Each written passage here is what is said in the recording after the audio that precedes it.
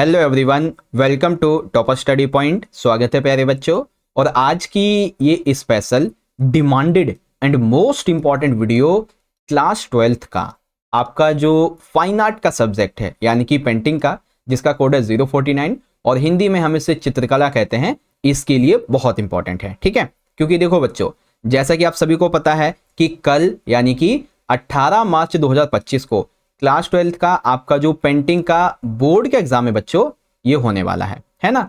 और इसकी तैयारी के लिए वैसे तो मैंने आपको ऑलरेडी एक सैंपल क्वेश्चन पेपर पूरा का पूरा सॉल्व करके समझा दिया था, है ना। आपके फीडबैक भी बहुत अच्छे आए थे सर कि हमारा जो प्रिपरेशन है, हमारी जो प्रैक्टिस है एग्जाम के लिए, बहुत अच्छी हुई। और साथ ही साथ एक कमेंट भी था कि सर जी आप हमें दूसरा सैंपल पेपर भी करवा दीजिए ताकि एग्जाम के लिए जो प्रिपरेशन है वो हमारी और इंक्रीज हो जाए। ठीक है, तो बच्चों आपकी ही डिमांड पे इस वीडियो में हम अपने सैंपल पेपर सेकंड को कंप्लीटली जो है बहुत अच्छे से सॉल्व करके समझने वाले हैं। और डेफिनेटली बोर्ड के एग्जाम में ये आपको बहुत ज्यादा हेल्प करेगा, क्योंकि जो क्वेश्चन आपको मैं बताने वाला हूं वो सारे क्वेश्चंस ना सिर्फ इंपॉर्टेंट हैं बल्कि सिलेक्टेड क्वेश्चंस हैं और रिपीटेड क्वेश्चंस है बच्चों, जिसके आपके एग्जाम में आने की बहुत ज्यादा चांसेस है। ठीक है, तो चलो बच्चों शुरुआत करते हैं। और वीडियो शुरू करने से पहले आप सभी बच्चों को क्लास 12th के आपके पेंटिंग के बोर्ड के एग्जाम के लिए मेरी तरफ से wish you all the very best. अच्छे से एग्जाम कीजिएगा। ठीक है बच्चों, तो चलो शुरुआत करते हैं। देखो, आपको ना एग्जाम में 3-4 सेट मिलते हैं, उनमें से कोई सा भी एक सेट मिलेगा। ठीक है, लेकिन ये पेपर, ये वीडियो हर एक सेट के लिए इंपॉर्टेंट होने वाली है।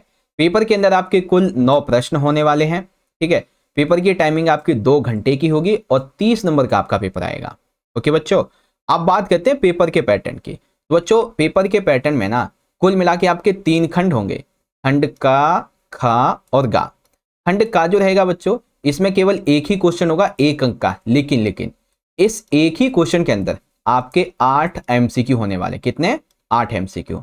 और खंड खा के अंदर 2-2 नंबर के टोटल आपके 5 क्वेश्चन होने वाले हैं। और खंड गा के अंदर 6 नंबर के टोटल आपके 3 क्वेश्चन होंगे, लेकिन आपको इनमें से किन्हीं 2 के आंसर करने हैं।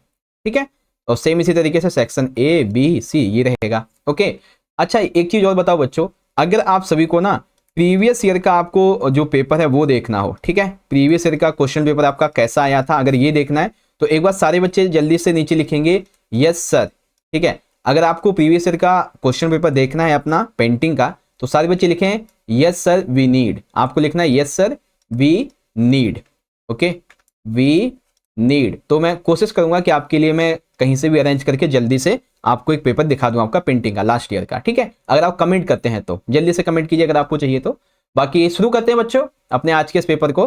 देखो, ये तो यहाँ पे आपका हिंदी मीडियम में है और यहाँ पे आपका इंग्लिश मीडियम में है, और आंसर की सारी चीजें हम यहाँ पे देखने वाले हैं। ठीक है, चलो बच्चों, तो यहाँ पे आप देखेंगे तो हमारा जो खंड नंबर ए है यानी कि सेक्शन ए वो शुरू हो जाता है। अब इसमें हमारा एक ही क्वेश्चन है बच्चों, लेकिन इसी के अंदर हमारे 8 एमसीक्यूज है जिनका हमें आंसर देना है। तो एमसीक्यू क्वेश्चन का आंसर आप भी दे सकते हैं अपनी तरफ से मन ही मन, जिससे कि आपकी प्रैक्टिस हो जाएगी बच्चों। तो चलो शुरू करते हैं। देखिए, ओके, तो चलो बच्चों देखो, हमारे सबसे पहले क्वेश्चन का पार्ट 1 क्या कहता है। पहाड़ी स्कूल ऑफ मिनिएचर पेंटिंग की कलाकृतियां दिव्य विषयों पर आधारित थी। यानी कि बच्चों जो पहाड़ी स्कूल ऑफ मिनिएचर है ना, इसकी पेंटिंग की जो कलाकृतियां हैं वो दिव्य विषयों पर आधारित थी। अब देखो, जब दिव्य विषय की बात की जा रही है यानी कि इसमें किसी देव की या फिर वैसी बात की जा रही होगी, है ना, तो इसमें रामायण भी शामिल है, रसिक प्रिया भी शामिल है और गीत गोविंद ये भी शामिल है। यानी कि बच्चों जो हमारा डी वाला प्रश्न है ना, डी वाला ऑप्शन इसका, ये वाला एकदम करेक्ट हो जाएगा। ठीक है, सेम इसी तरीके से इंग्लिश मीडियम में देखेंगे, the art work of Pahari school of miniature painting were based on the divine theme of Ramayan, Rasik Priya, Geet Govind, है ना। तो ऑप्शन जो हमारा ये 4th वाला है, डी वाला, ये सही हो जाएगा। ठीक है बच्चों, चलो अब देखते हैं सेकंड वाला क्वेश्चन। तो इसमें क्या है कि हमें ना अभिकथन कारण को ध्यानपूर्वक पढ़ना होगा। तो देखो बच्चों क्या लिखा हुआ है। अभिकथन हमसे कहता है, हमारे गुरु हमें सर्वोच्च ईश्वर की गहराई को समझने में मार्गदर्शन करते हैं। सही बात है, हमारे जो गुरु होते हैं जैसे आपके टीचर हैं, ठीक है, या फिर पहले के टाइम पे जो संत महात्मा होते थे ना, उनकी बात हो रही है, ऋषि मुनियों की। तो ये गुरु जो थे ना, वो सर्वोच्च ईश्वर की गहराई को समझने में हमारा मार्ग प्रदर्शन करते थे। जैसा कि पेंटिंग हजरत निजामुद्दीन औलिया और अमीर खुसरो में देखा गया है। तो हाँ भाई, ये बात तो हमारी बिल्कुल सही है। कारण क्या है बच्चों? कारण ये है, अपने गुरु की आज्ञा का पालन करके हम एक शांतिपूर्ण और समृद्ध समाज का निर्माण भी कर सकते हैं। तो ये भी हमारा सही है और व्याख्या भी है, मतलब कि ए और आर दोनों सही हैं और आर ए की बच्चों एकदम सही व्याख्या करता है, तो इसीलिए हमारा ए वाला ऑप्शन हो जाएगा।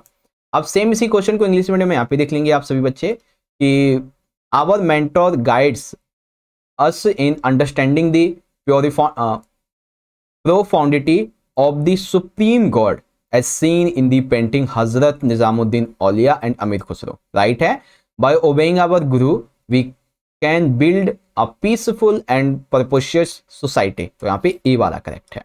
ओके बच्चों, चलिए अब देखते हैं प्रश्न नंबर 3। इसमें कहा गया है, ध्यान से देखिएगा बच्चों, साइड प्रोफाइल में चेहरों को रंगने का प्रयोग इसकी पहचान बन गया।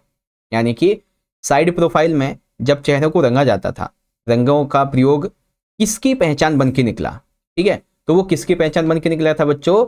लघु पेंटिंग की। किसकी बच्चों? लघु पेंटिंग की। डी वाला आपका ऑप्शन सही है। ठीक है, साइड प्रोफाइल में चेहरों को रंगने का प्रयोग किसकी पहचान बना? लघु पेंटिंग की। यहाँ पे देख लेंगे, the use of painting faces in side profile become the hallmark of miniature paintings. ठीक है, मिनिएचर पेंटिंग की। क्वेश्चन नंबर 4 बच्चों, पेंटिंग नंद, यशोदा और कृष्ण अपने रिश्तेदारों के साथ वृंदावन जा रहे हैं, जो एक महत्वपूर्ण क्षण में स्वेच्छा से जिम्मेदारियां लेते हुए एक युवा के नेतृत्व के गुणों को दर्शाता है। ठीक है, लघु कलाकार द्वारा चित्रित किया गया है।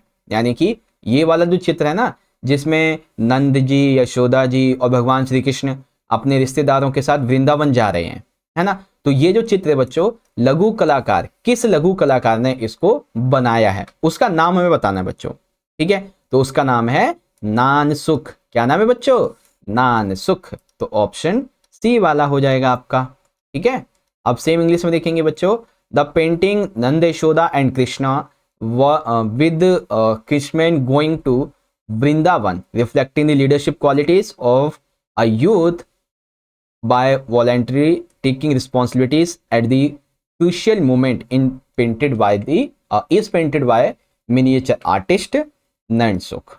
ठीक है, नैनसुख ऑप्शन 3। चलिए बच्चों, प्रश्न नंबर 4 देखेंगे। 4 तो हो गया सर, 5वां देखेंगे। बिल्कुल, अब 5वें में अभिकथन कारण है, तो ध्यान से देखिए। अभिकथन में हमसे ये कहा गया है कि Mughal school of miniature painting ने चित्रों की सुंदरता को बढ़ाने के लिए सजावटी सीमाओं का उपयोग किया। बिल्कुल सही बात है। कारण, मुगल दरबार के कलाकारों ने अपनी पेंटिंग को शाही और भव्यता से भरपूर बनाने के लिए पुष्प रूपांकनों और सोने का इस्तेमाल किया। हाँ, ये भी सही है और व्याख्या भी है भाई यहाँ पे। बिल्कुल बिल्कुल, तो क्या बोलेंगे? ए और आर दोनों सही हैं और आर ए की सही व्याख्या करता है बच्चों। ठीक है, सेम इसी का इंग्लिश मीडियम में देखेंगे। The Mughal school of miniature painting used decorative borders to enhance the beauty of the paintings. Artists of Mughal courts used floral motifs and gold to make their painting look royal and full of grandeur. तो option A correct है। ठीक है बच्चों, चलिए प्रश्न number यानी कि question number 6 देखेंगे। अब इसमें पूछा गया है, पेंटिंग बानी थानी। ठीक है, पेंटिंग का नाम है बानी थानी। ये एक सुंदरता का प्रतीक है जो कि निम्नलिखित में से किसकी गुणवत्ता को दर्शाती है? देखो, बानी थानी पेंटिंग जो कि सुंदरता का एक प्रतीक है, सिंबल है, तो ये किस गुण को यहाँ पे प्रदर्शित करती है, ये हमें बताना है। ठीक है, क्या वो गुण बचपन है, नारीत्व है, पिता धर्म या फिर भाईचारा है? जैसा नाम से पता चलता है, बनी थानी क्या है? बनी थानी, बनी थानी, तो ये दर्शाता है बच्चों नारीत्व को। ठीक है, किसको दर्शाता है? नारीत्व को दर्शाता है। सेम इंग्लिश में देखेंगे, the painting Bani Thani is the epitome of elegance showcasing the quality of womanhood. ठीक है, वुमेनहुड, नारीत्व की बात हो रही है। ओके, चलिए प्रश्न नंबर 7 देखेंगे बच्चों और उसके बाद में फिर हमारा 8वां आ जाएगा। 7वां प्रश्न है, देवनागरी लिपि में फॉल्कन ऑन बर्ड रेस्ट नामक मुगल स्कूल की अत्यधिक यथार्थवादी पेंटिंग राजा के संरक्षण में बनाई गई। तो बच्चों, ये जो पेंटिंग है ना, वो किस राजा के संरक्षण में बनाई गई थी? उस राजा का क्या नाम था, ये हमें पहचानना है। क्या औरंगजेब ने बनवाई थी, जहांगीर, अकबर, बाबर, किसने बनवाई थी बच्चों? तो ये बनवाई थी जहांगीर ने। बिल्कुल सही बच्चों, ऑप्शन बी सही हो जाएगा कि ये किसके द्वारा, किसके उसमें संरक्षण में बनवाई गई थी, जहांगीर। ठीक है। The highly realistic painting of Mughal school named falcon on the word rest with Devanagari script was made under the patronage of the king Jahangir. ठीक है, जहांगीर। चलो बच्चों, 8वां प्रश्न देखते हैं, फिर हम अपने 2-2 नंबर के क्वेश्चन को देखेंगे। 8वां है, यूरोपीय कलाकारों से प्रभावित होकर अमृत शेरगिल के भारतीय मूल के समकालीन लेकिन गहरे मूल्यों ने उन्हें सरल उपयोग के माध्यम से ग्रामीण भारतीय महिलाओं के प्रति अन्याय, निराशा और दया व्यक्त करने में सक्षम बनाया। तो बच्चों, ये किसके संबंध में है? ठीक है, ये किसके संबंध में बच्चों? विषय, वस्तु, रचना संबंधी व्यवस्था, उपरोक्त सभी या फिर इनमें से कोई नहीं। तो बच्चों, इसका जो सही उत्तर है वो है हमारा सी वाला। ठीक है, उपरोक्त सभी हमारा एकदम राइट हो जाएगा। 8वें का देख लेंगे यहाँ पे, all of the above is the right answer. चलिए बच्चों, अब सेक्शन बी यहाँ पे आ जाएगा। तो ये रहा आपका सेक्शन नंबर बी। ठीक है, और यहाँ पे ये रहा आपका आंसर। ओके, सारी चीजें यहाँ पे लिखी हुई हैं। चलो, तो यहाँ पे हमारे 8 एमसीक्यू हो गए, है ना। 8 एमसीक्यू ये हो गए, और 8 एमसीक्यू मैंने आपको ना जो सैंपल पेपर नंबर 1 है इसमें करवाए थे, तो कुल मिला के 16 एमसीक्यू हो गए, और मोस्ट ऑफ द चांसेस हैं कि बहुत से एमसीक्यू आपके यहीं से आने वाले हैं। चलो बच्चों, शुरुआत करते हैं खंड बी की, यानी कि सेक्शन नंबर बी की। तो खंड बी, सेक्शन बी शुरू हो चुका है। इसमें पहला क्वेश्चन क्या है बच्चों, यानी कि दूसरा क्वेश्चन 2 नंबर का। अविंद्रनाथ टैगोर के एक शिष्य ने अपनी कलाकृति में पौराणिक विषयों के बजाय दिखाया कि कैसे पुरुष, महिलाएं और मजदूर जीत हासिल करने के लिए लगन से अपनी दिनचर्या में लगे रहते हैं। यह संवेदनशील कलाकार कौन था, और आपके अध्ययन के पाठ्यक्रम की कौन सी मूर्ति मांसपेशियों की गति और मानव रूप और मजदूरों की यथार्थवादी मॉडलिंग के माध्यम से इसे दर्शाते हैं। वर्णन करें कि एकता की ताकत कैसे जीत दिलाती है, जैसा कि इस मूर्ति कला में दिखाया गया है। तो बच्चों, कलाकार का नाम है डीपी रॉय चौधरी। कलाकार का नाम डीपी रॉय चौधरी, और मूर्ति कला का शीर्षक है श्रम की विजय। क्या नाम है? श्रम की विजय। विवरण, इसमें 3 आयामी और शक्तिशाली ढंग से तैयार किया गया है इसे। इसमें टीम वर्क का यथार्थवादी प्रतिनिधित्व दिखाया गया है, जो कि एकता का प्रतीक है। श्रमिकों के प्रयास दिखाए गए हैं इसमें, जो गरीब हैं, ठीक है, नग्न, न्यूनतम कपड़े पहने हुए हैं, बहुत ही कम कपड़े हैं इनके पास में। आत्मविश्वास और दृढ़ संकल्प की चेहरे की अभिव्यक्ति हुई है। कुछ भी साबित नहीं कर रहा है, असंभव है, टीम पर भरोसा, है ना। कुछ ऐसी बातें इसके अंतर्गत बताई गई हैं बच्चों। ओके, तो हमारा ये हुआ पहला वाला प्रश्न। अब इसमें अथवा भी है बच्चों, यानी कि अगर आपको ये वाला क्वेश्चन नहीं आता तो आप ये वाला कर सकते हो। ओके, तो चलो इस क्वेश्चन को पढ़ते हैं, फिर आंसर देखेंगे। भारतीय कला के इतिहास में सबसे महान चित्रकारों में से एक माने जाने वाले, उन्होंने यूरोपीय तकनीकों को शुद्ध भारतीय संवेदनशीलता के साथ जोड़ा। वह पहले व्यक्ति थे जिन्होंने अपनी कलाकृतियों को सस्ती और आसानी से उपलब्ध कराने के लिए मुद्रित किया, यानी कि प्रिंट किया, जिससे ललित कला को जनता के करीब लाया गया।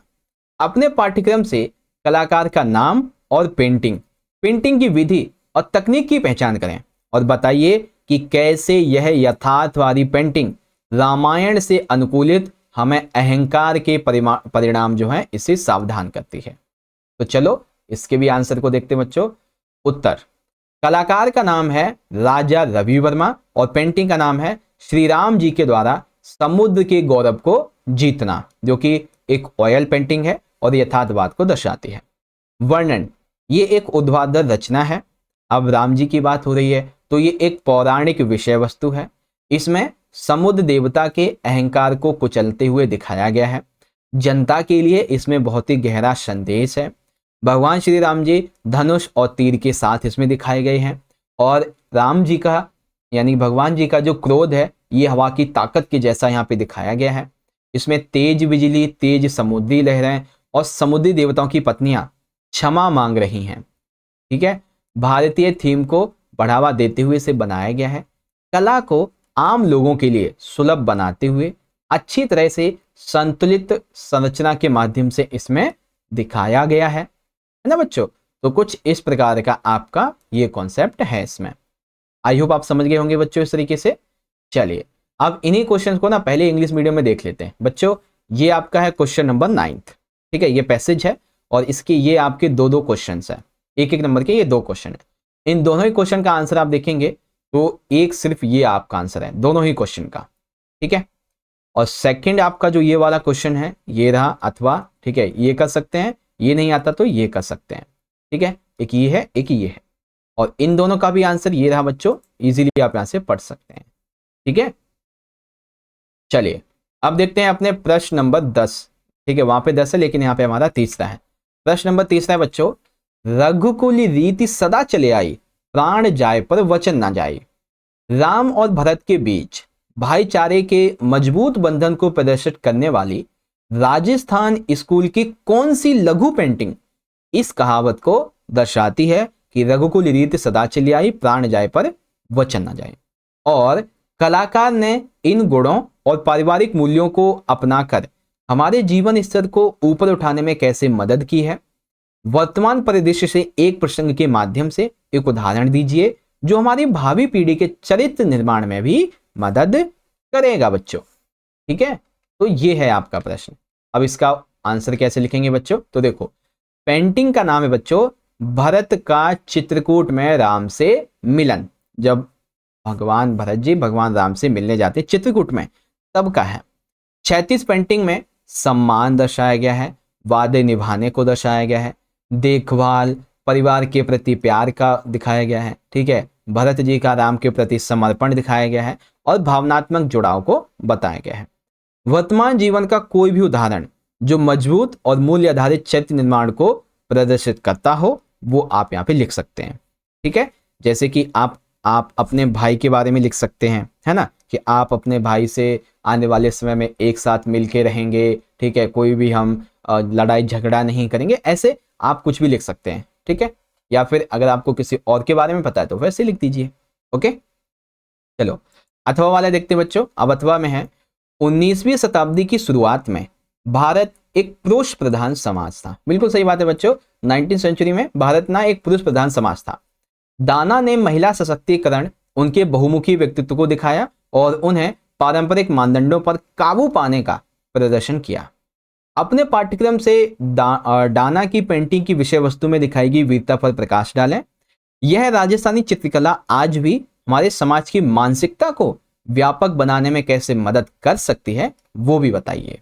तो चलो इसको भी देखते हैं बच्चों। देखो पेंटिंग का नाम है चौगान की खिलाड़ी और राजस्थानी स्कूल, ओके। प्रेरणा वर्टिकल पेंटिंग, राजकुमारी का अन्य साथियों के साथ खेलना दर्शाया गया है। चौगान यानी कि पोलों का खेल है ये। आत्मविश्वास से राजकुमारी भरी हुई हैं, राजकुमारी स्वतंत्र हैं, ठीक है, व्यक्तित्व, समान अधिकार, नेतृत्व के गुण दिखाए गए हैं। मल्टीटास्किंग है, सुसज्जित घोड़े, ES घंटी के आकार का घाघरा और राजस्थानी पोशाक इस चित्र में दिखाया गया है, ठीक है। तो हमें ऐसे ही चित्रों का यहाँ पे वर्णन करना है बच्चों, बस हो गया हमारा उत्तर। अब इसी का इंग्लिश मीडियम में देखेंगे बच्चों, तो ये रहा आपका यहाँ पे ये क्वेश्चन है आपका पहला वाला, है ना, पहला वाला रघुकुल सदा चले प्राण जाए पर वचन न जाए, तो ये आपका हो गया, है ना। और इन्हीं के आंसर देखेंगे तो 10th का आपका ये आंसर हो जाएगा। इसके अलावा इसका जो सेकंड आपका क्वेश्चन है ये वाला और इसके ये क्वेश्चंस, तो इसके लिए आपका ये आंसर यहाँ पे हो जाएगा, ओके। चलो अब आता है क्वेश्चन नंबर हमारा 4th। काफी अच्छा प्रश्न है बच्चों। देखो इसमें हमसे पूछा गया है, इस मूर्ति कला में एक नेता और एक कलाकार के रूप में गणेश की दिव्य शक्ति का पवित्र प्रतिनिधित्व गुफा और मंदिर की मूर्ति कला के स्वदेशी चरित्र के साथ दर्शाया गया है। सही बात है बच्चों। अब हमें यह बताना है प्रयुक्त सामग्री और उसके मूर्तिकार को लिखिए, ठीक है। इस मूर्ति कला का आलोचनात्मक विश्लेषण करते समय एक नेता और एक कलाकार की कुछ विशेषताओं की पहचान करें जो कि आपको प्रेरित करती हैं, ठीक है। तो मूर्तिकार का नाम है PV जानकीराम और सामग्री है धातु और ऑक्सीडाइज्ड तांबा। विश्लेषण बच्चों इसमें गैर यथार्थवादी प्रतिनिधित्व है, नृत्य मुद्रा है, ठीक है, शंख और गदा को दर्शाया गया है। शंख और गदा, वीणा, कमल, संगीत, आभा, दिव्यता, अर्धसार। बड़े बड़े कान, सुनने के लिए धैर्य, बड़ा पेट, राजा छिपाए रखना, गपशप नहीं करना इत्यादि ये प्रेरित करती है ना। बड़े बड़े कान जो है वो सुनने के लिए होते हैं धैर्य से, है ना। बड़ा पेट जो होता है वो राजा छिपाए रखता है, गपशप नहीं करनी चाहिए, ऐसी कुछ प्रेरणाएं हैं। ओके, अब इसी का अथवा वाला प्रश्न देखेंगे बच्चों। एम.एफ. हुसैन ने जीवन यापन के लिए अपने शुरुआती दिनों में एक सिनेमा घर के पोस्टर चित्रित किए थे, लेकिन उनकी कला शैली निखरती गई और बाद में कला में उनके महान योगदान के लिए भारत सरकार के द्वारा उन्हें पद्मश्री, पद्म भूषण और पद्म विभूषण से सम्मानित भी किया गया। अपने पाठ्यक्रम से उनके द्वारा बनाई गई पेंटिंग को पहचानें और यह आपको किस प्रकार प्रेरित करती है ये भी बताइए। कला के तत्वों को अपने पैरामीटर के रूप में उपयोग करते हुए बताएं कि यह पेंटिंग करुणा और देखभाल की प्रतीक को कैसे दर्शाती है। ओके, तो चलो इसको भी देख लेते हैं बच्चों। तो देखो क्या है, पेंटिंग का नाम है मदर टेरेसा। पेंटिंग का नाम मदर टेरेसा। वर्णन, ये एक ऑयल पेंटिंग है, हॉरिजेंटल पेंटिंग है, निस्वार्थता को दर्शाती है। इसमें देखभाल, सुरक्षा, करुणा और देखभाल हमें सिखाती है। जीवन के विभिन्न चरणों में लोगों की मदद करना सिखाती है। खराब स्वास्थ्य, सांत्वना देने वाला हाथ, मां की गोद में लेटी हुई आकृति है। कला के तत्व क्या है, तो रंग के दृश्य घटक प्रतीकात्मक, जिसमें नीले बॉर्डर, बिंदु रेखा के साथ सफेद साड़ी, बोल्ड आकार, अर्ध सार, स्थान विभाजन, बनावट खुरदरी, कुछ ऐसी इसकी विशेषताएं कला के तत्वों की। ओके, चलो अब देखते हैं बच्चों हम अपने इसी क्वेश्चन 4 को इंग्लिश मीडियम में। तो ये था बच्चों आपका क्वेश्चन नंबर 4 है ना। इसके ये दोनों क्वेश्चन हैं और इसके आंसर की बात करेंगे तो ये आपका आंसर हो जाएगा। ठीक है, अब इसी के अथवा में आपका ये क्वेश्चन है जिसमें ये दो छोटे छोटे क्वेश्चन है और इसका उत्तर आपका यहाँ पे ये हो जाएगा। ठीक है, चलिए क्वेश्चन नंबर 5 को देखते हैं बच्चों। निम्नलिखित में से किसी एक के सौंदर्यात्मक सौंदर्य का मूल्यांकन करें जो शाही आकृतियों और शाही जानवरों के बीच संबंध को बंधन को दर्शाता है। ठीक है, मुगल स्कूल से दारा शिकोह की बारात। तो बच्चों मुगल स्कूल से दारा शिकोह की बारात, कलाकार हैं हाजी मदनी। ठीक है, हाजी मदनी। वर्णन क्या है, प्रांतीय मुगल स्कूल, शाहजहां काल, उत्सव, ऊर्ध्वाधर संरचना है जिसमें भव्यता, राज्यशाही ये है। बारात में शासकों को आभा के साथ में दिखाया गया है। अन्य महत्वपूर्ण लोग अच्छी तरह से सजाए गए घोड़ों पर बैठे हुए हैं। महिलाएं हाथी पर आराम से बैठी हैं। शिकारी इन जानवरों का महत्व है। लोगों के अलग अलग समूह हैं। संगीत और नृत्य है। आतिशबाजी, स्वागत के लिए तैयार दुल्हन का पक्ष, दोनों पक्ष सजाए गए और सभी के लिए सजावटी कपड़े, कुछ ऐसी बातें इसमें है। ठीक है, तो ऐसे कॉन्सेप्ट आप यहाँ पे देख सकते हैं। अब इसी में अथवा है बच्चों, डेक्कन स्कूल से चांद बीबी पोलो खेलती हुई, तो आपको इसका वर्णन करना है। ठीक है, डेक्कन स्कूल से चांद बीबी पोलो खेलती हुई, इसके बारे में आपको वर्णन करना है। तो चलो वर्णन करते हैं बच्चों। देखो, कलाकार अज्ञात, उप विद्यालय गोलकुंडा, डेक्कन स्कूल ऊर्ध्वाधर।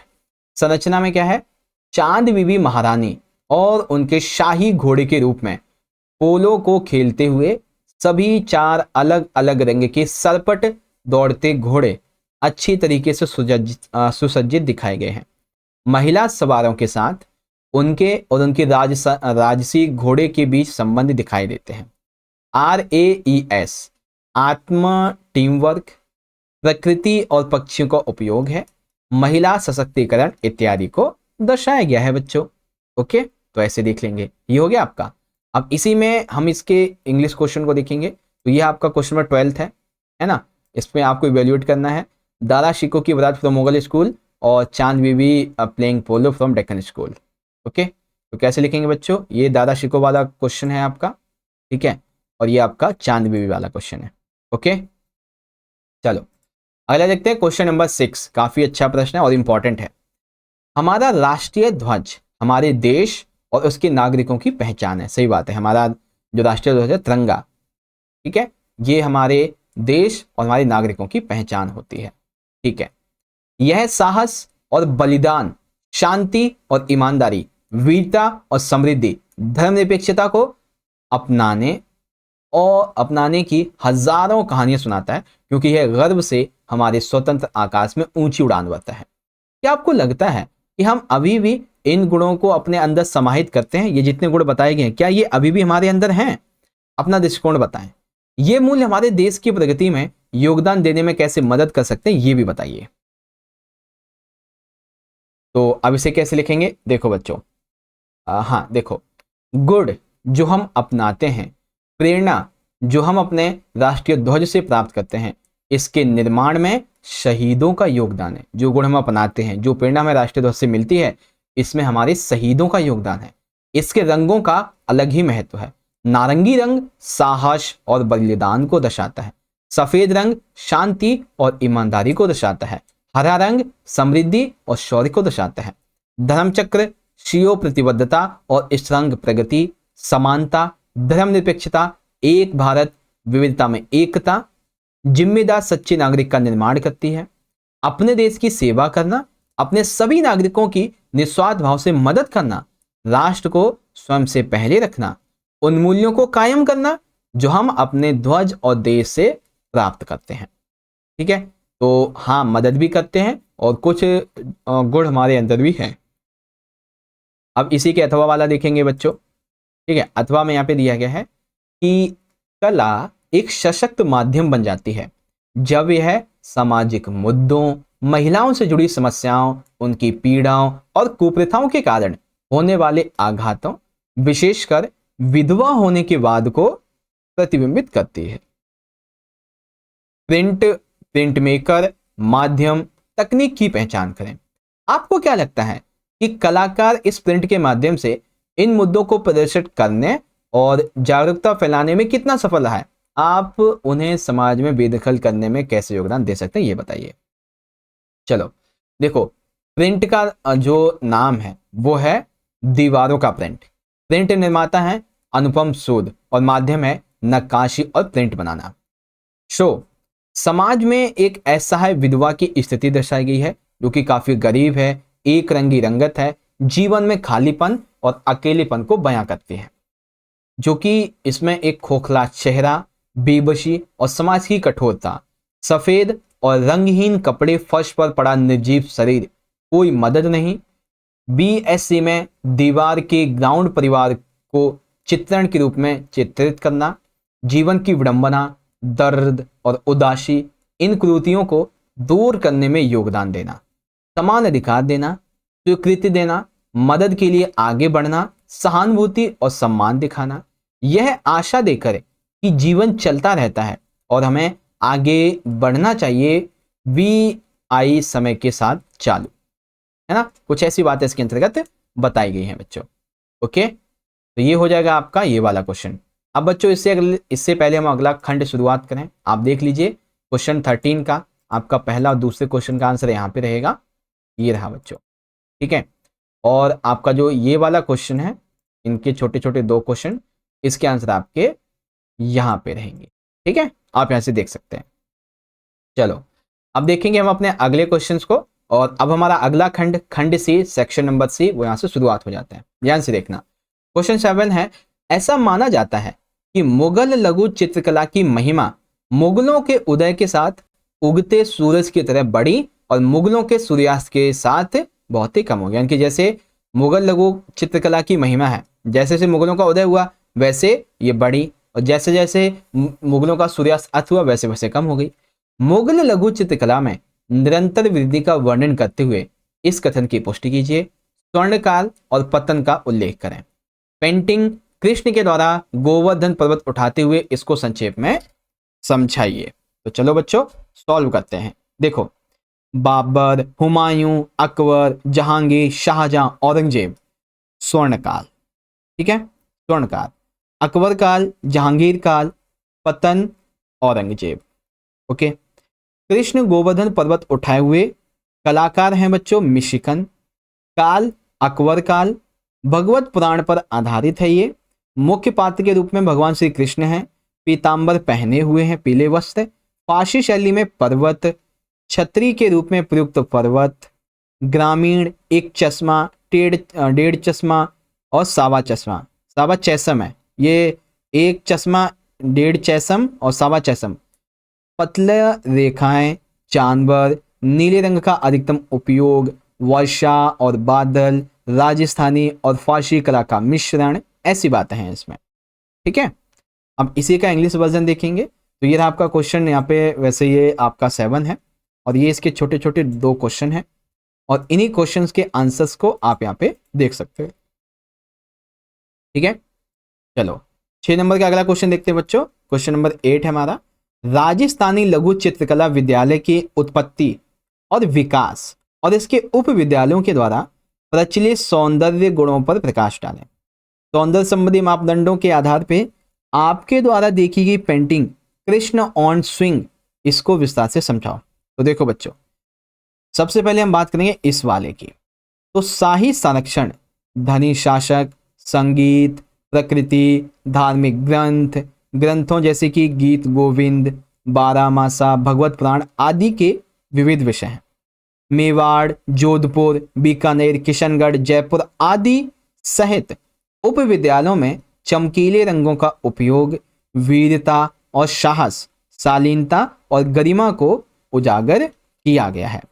ठीक है, अगला आ जाएगा यहाँ पे, चित्रकारी के कलाकार हैं नूरुद्दीन। कौन सी चित्रकारी के कलाकार भाई? ये वाली। ठीक है, कृष्ण ऑन स्विंग। तो कलाकार हैं नूरुद्दीन। उप विद्यालय बीकानेर। महिला आकृतियों के साथ प्रस्तुत कृष्ण को दिखाया गया। अग्रभूमि और पृष्ठभूमि का उपयोग है, भीतरी और बाहरी। एक पेंटिंग में 2 दृश्यों का चित्रण है। शैलीबद्ध पेड़, सजावटी और अच्छी तरह से सजी धजी आकृतियां, कृष्ण बैठे पर झूलते हुए और राधा के साथ बातचीत करते हुए दिखाए गए हैं। निचले भाग में कृष्ण मनसद या तकिए के साथ जमीन पर लेटे हुए बातचीत करते हुए गोपी को एक दूत के रूप में दिखाया गया है, ऐसी बातें हैं। ठीक है, और इसी का इंग्लिश वर्जन देखेंगे तो आपका एक क्वेश्चन हो जाएगा 8 और यहाँ पे ये रहा आपका क्वेश्चन पूरा का पूरा। और रही बात इसके आंसर की, तो आंसर आपका यहाँ पे रहा।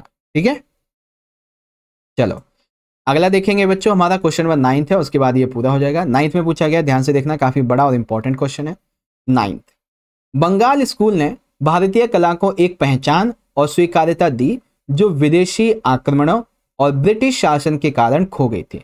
कलाकारों के काम के लिए व्यापक समर्थन ने आम लोगों को हमारे स्वतंत्रता आंदोलन के प्रति एकजुट किया।